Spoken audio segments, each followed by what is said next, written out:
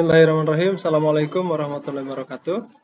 Selamat pagi anak-anak kelas 6. Apa kabarnya hari ini? Semoga kalian semua berada dalam keadaan sehat walafiat. Hari ini kita akan melanjutkan pembelajaran di tema 3 tentang tokoh dan penemuan. Tapi sebelum ke pembelajaran, kita awali dulu dengan berdoa bersama. Berdoa mulai. Bismillahirrahmanirrahim. Raditu billahi robba wa bil islami dina wa bi muhammadin nabiyya wa rasula rabbi zidni ilma warzuqni fahma bi rahmatika ya arhamar rahimin. Amin. Pada hari ini kita akan mempelajari masih di subtema 2 tentang penemuan dan manfaatnya ya di pembelajaran ke-6.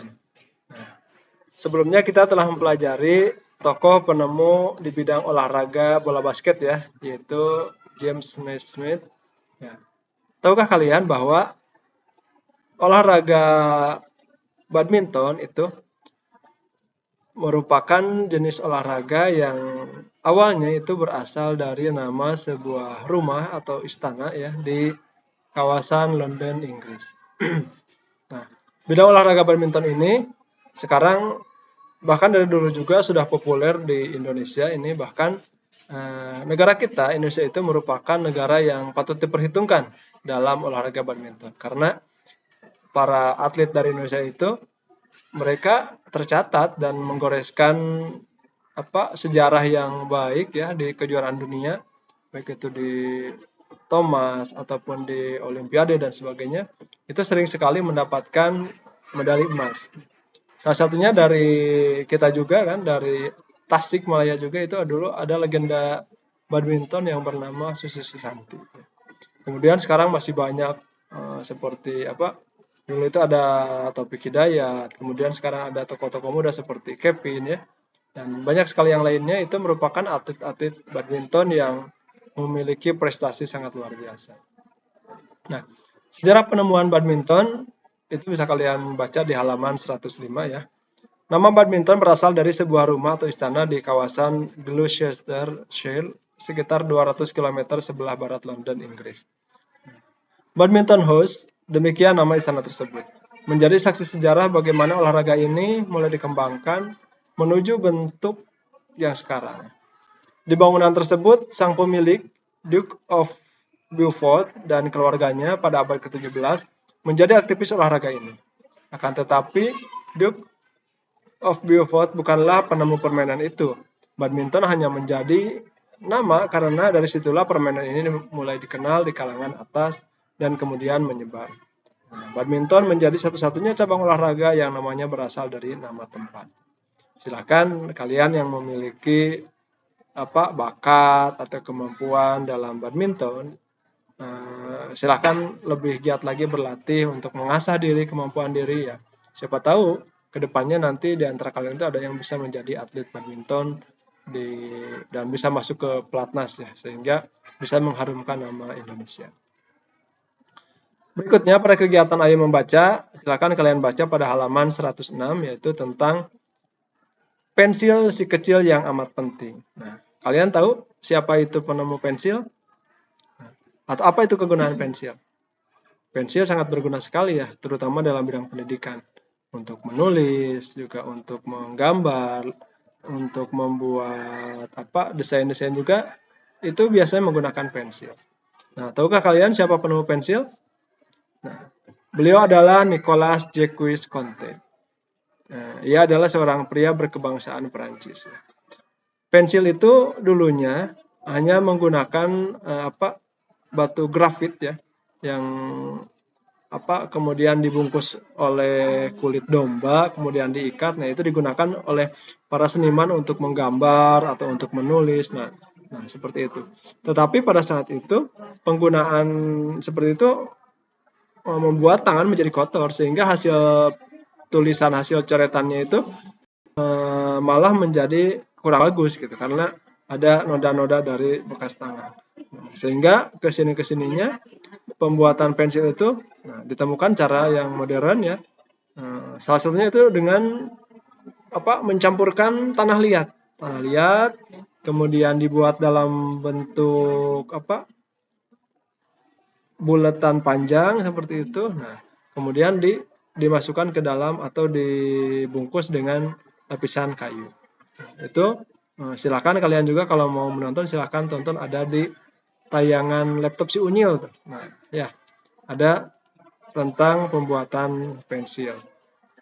Atau nanti di deskripsi Bapak akan tampilkan ya video pembuatan pensil. Nah, pensil menjadi benda yang sangat penting ya hingga saat ini. Nah, kalau tidak ada pensil ya kita akan kesulitan waktu kita belajar ya. Kita juga akan kesulitan saat membuat karya tulis seperti cerita pendek, puisi atau tulisan lainnya. Jadi penemu pensil itu adalah Nicolas Jacques Conte. Selanjutnya kita masih melanjutkan pembelajaran tentang kosakata baku ya untuk menulis kalimat efektif.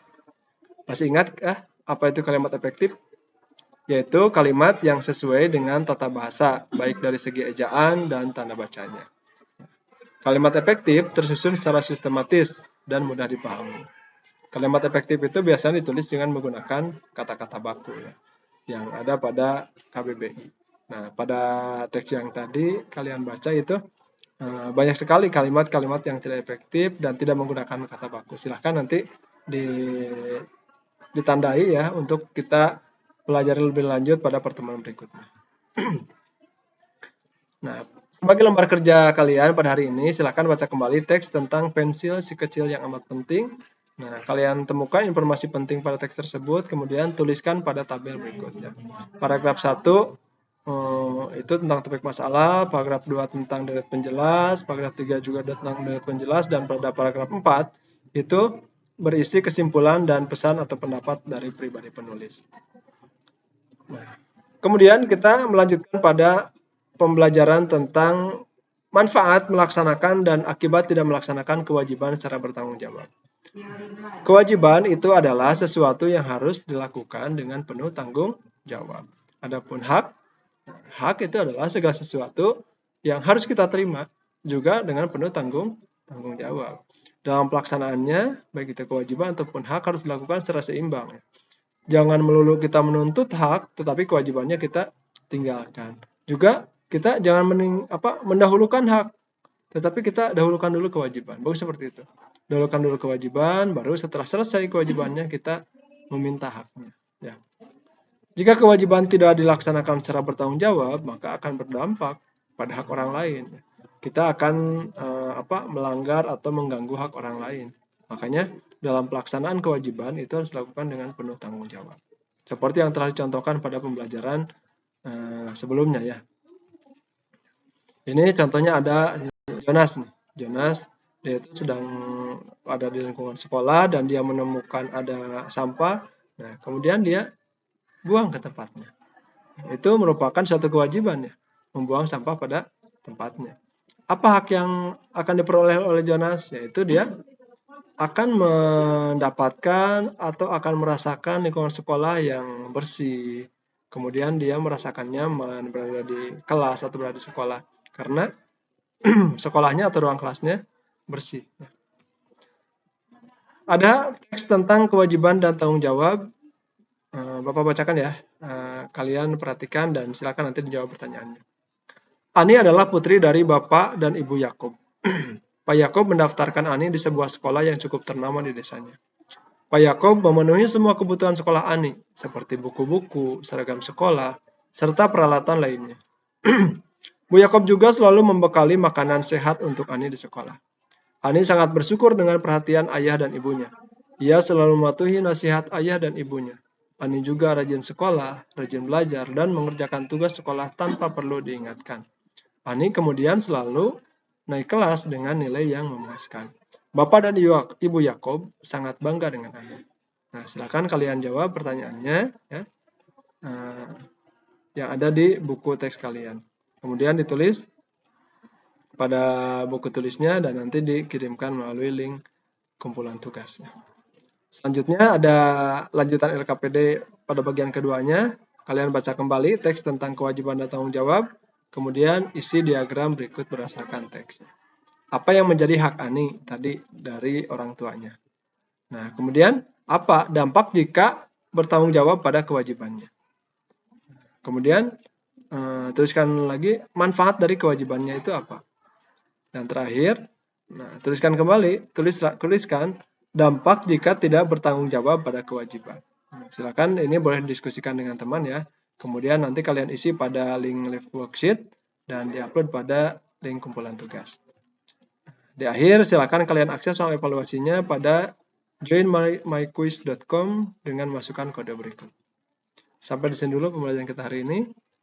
Wassalamualaikum warahmatullahi wabarakatuh.